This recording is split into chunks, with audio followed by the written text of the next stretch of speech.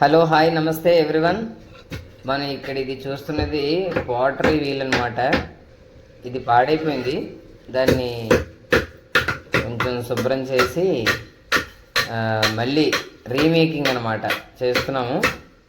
So ఇది తుప్పు పట్టినదంతా కూడా హ్యామర్ తోటి కొట్టి ఓపెన్ చేస్తున్నాం, అంటే క్లీన్ చేస్తున్నాం అనమాట. ఓకే, అది బ్యాక్ సైడ్ అనమాట. ఇప్పుడు మనం చూస్తున్నది ఏంటంటే ఇది వీల్ అడుగు భాగం అనమాట. అది అడుగు భాగం బాగా తుప్పట్టేసింది, బాగా ఓల్డ్ అనమాట. అది అయిపోయింది, పక్కన పెట్టాము. నెక్స్ట్ దాని పైన తిరిగే చక్రం అనమాట. ఇది బేరింగ్తో కూడింది ఇది.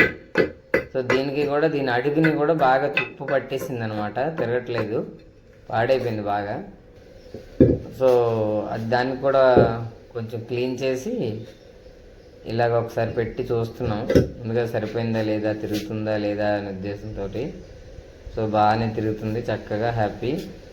నెక్స్ట్ ఇప్పుడు దీనికి సంబంధించి వీలు మనం సిమెంట్లో చేయాలన్నమాట. దానికోసం ఎంత వీలు కావాలో ముందు చూసుకొని లైనింగ్ చేసి ఈ లోపల కాంక్రీట్ మనం చేసుకోవాలన్నమాట. అందుకోసమని అవుటర్ లైన్ ఇది. సో లోపల ఇప్పుడు లోపల లైన్ అనమాట, అంటే చక్రం చెయ్యాలి కదా, దానికోసం అనమాట. ఇది లోపల లైన్. ఈ రెండు లైన్కి మధ్యలో మనం కాంక్రీట్ వేసుకోవాలి. ఓకే, సో అప్పుడు మనకి వీల్ బాగా తిరిగే అవకాశం ఉంటుంది అనమాట. సో ఆ వీల్ని ఒకసారి పెట్టి చూసుకుందాం మధ్యలో. Okay, very good. ఓకే, సరిపోయింది. సో ఈ భాగంలో మనకి చేసుకోవాలి. ఇప్పుడు చూడండి, ఇది ఇక్కడ సిమెంట్ కలుపుతున్నారు. ఓకే, బాబురావు సిమెంట్ కలుపుతున్నారు. తర్వాత ఐరన్ స్ట్రక్చర్ ఇచ్చుకోవాలన్నమాట మనం. ఇప్పుడు ఇక్కడ లింక్స్ ఉన్నాయి చూసారా, 4 భాగంలో మొత్తం ఈ వీల్కి చక్రానికి మధ్య కాంటాక్ట్ అనమాట. ఇది మనకి 20 mm చిప్స్ వాడాము. సో కింద మనకి వీలు సిమెంట్ కాంక్రీట్ వేసిన తర్వాత అంటుపోకుండా ఉండడం కోసం పేపర్స్ని సెట్ చేసాము ఇలాగా. సో పేపర్ మీద మనం ఇప్పుడు కాంక్రీట్ వేస్తాం కాబట్టి భూమికి అంటుపోకుండా మనకి ఈజీగా రిలీవ్ అవుతుంది అనమాట. లేదంటే కనుక కొంచెం ఇబ్బంది పడాల్సి వస్తుంది తీసేటప్పుడు.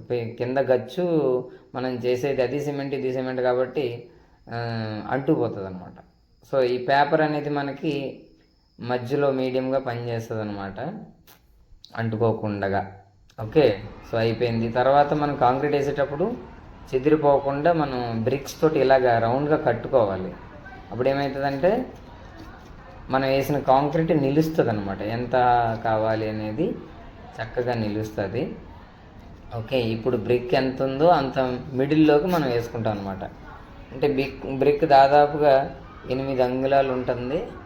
సో మనం 4 అంగుళాల వరకు వేసుకుంటాం. ఇక్కడ ఈ బ్రిక్స్ పడిపోకుండా చిన్న బైండింగ్ వైర్ వేసి మనం గట్టిగా టైట్ చేసుకోవాలి. అప్పుడు ఏమవుతుందంటే మనం వేసేటప్పుడు ప్రతి బ్రిక్ని పట్టుకోకుండా ఇది సపోర్ట్గా ఉంటుంది అనమాట. ఖచ్చితంగా మనం బైండింగ్ వైర్తోనో లేదంటే ఏదైనా తాడుతోనో ఖచ్చితంగా కట్టుకోవాలి. ఓకే, కట్టి దాన్ని ఒకసారి బిగించుకోవాలి. ఓకే, బిగించిన తర్వాత సిమెంట్ మెల్లగా స్టార్ట్ చేసుకుంటూ కొంచెం కొంచెంగా వేసుకుంటూ సర్దుకుంటూ రావాలి. కంగారు మాత్రం పడకూడదు. ఓకే, సో ఓకే, ఇలా సర్దుకొని లోపల బబుల్స్ అవి లేకుండా కొంచెం ప్రెషర్ పెట్టి కొంచెం ఇలా నొక్కుతూ ఉండాలన్నమాట. అప్పుడు ఏంటంటే అంత కూడా కనెక్టివిటీ ఉంటుంది అనమాట. అలా ప్రెస్ చేస్తూ ఉండాలి. ఇప్పుడు మనం వీల్ మధ్యలో వీల్కి మనం వేసినటువంటి పెద్ద వీల్కి కనెక్షన్ 4 భాగాల్లో ఉంచాం అనమాట. 1 2 3 4 అన్నట్టు చూడండి. ఓకే, దాదాపు అయిపోయింది. మొత్తం ఒకసారి క్లీన్గా చక్కగా చేసుకోవాలి.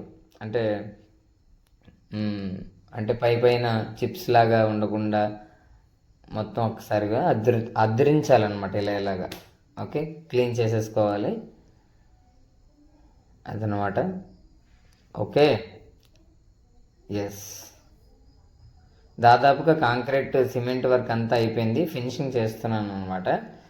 సో అయిపోయిన తర్వాత వన్ డే అయినా పర్లేదు, 4 hours తర్వాత అయినా సరే ఆ బ్రిక్స్ని ఓపెన్ చేసేయాలి. లేదంటే కనుక అంటుకుపోతాయి అన్నమాట. ఓకే. ఒక 3 డేస్ తర్వాత మనం ఇలా ఓపెన్ చేయడం జరిగింది. అంటే 3 డేస్ తర్వాత కింద నుంచి జరపడం జరిగిందనమాట. సో జరిపి ఒక దగ్గర సేఫ్గా పెట్టేశాము. అంటే వాటరింగ్ చేయడానికి వీలుగా ఉండేలాగా ఒక దగ్గర చక్కగా పెట్టాము. సో వారం రోజుల తర్వాత మళ్ళీ వారం రోజులు కానీ 15 డేస్ తర్వాత కానీ మళ్ళీ మనం వర్క్ చేయాలన్నమాట.